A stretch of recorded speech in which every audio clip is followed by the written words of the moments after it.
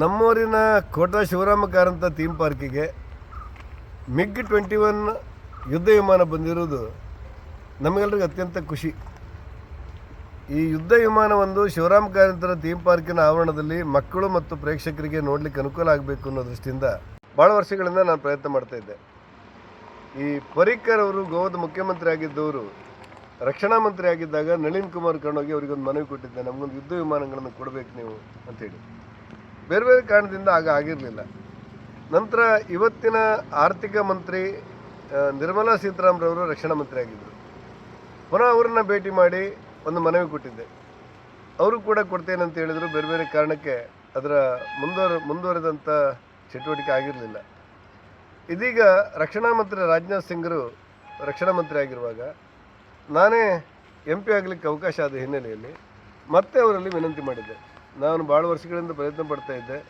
ನನ್ನೂರಿನ ಗ್ರಾಮಾಂತರ ಪ್ರದೇಶ ಇದ್ದು ಈ ಜ್ಞಾನಪೀಠ ಪ್ರಶಸ್ತಿ ಪಡೆದಂಥ ಶಿವರಾಮ ಕಾರಂತರ ಥೀಮ್ ಪಾರ್ಕಿಗೆ ಒಂದು ಯುದ್ಧ ವಿಮಾನ ಕೊಡಬೇಕು ಅಂತೇಳಿ ಅವರು ಭಾಳ ಪ್ರೀತಿಯಿಂದ ಇದನ್ನು ಮಂಜೂರು ಮಾಡಿದ್ದಾರೆ.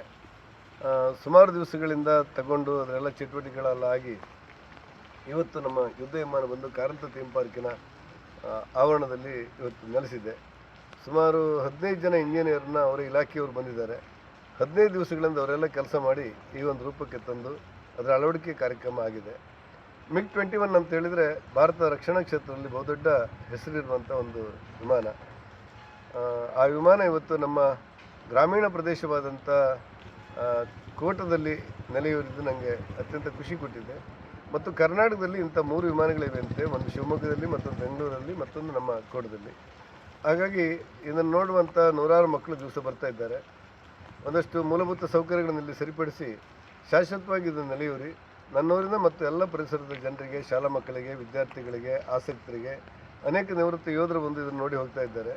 ಹಾಗಾಗಿ ಇದು ಈ ಯುದ್ಧ ವಿಮಾನ ಅನ್ನೋದು ನನ್ನೂರಿನ ಶಿವರಾಮ ಕಾರಂತರ ಥೀಮ್ ಪಾರ್ಕಿಗೆ ಒಂದು ವಿಶೇಷವಾದಂಥ ಗೌರವವನ್ನು ತಂದುಕೊಡುವ ಮತ್ತು ವಿಶೇಷವಾದಂಥ ಆಕರ್ಷಣೆ ಇರುವಂಥ ಒಂದು ಸೊತ್ತು ಅಂತ ನನ್ನ ಭಾವನೆ.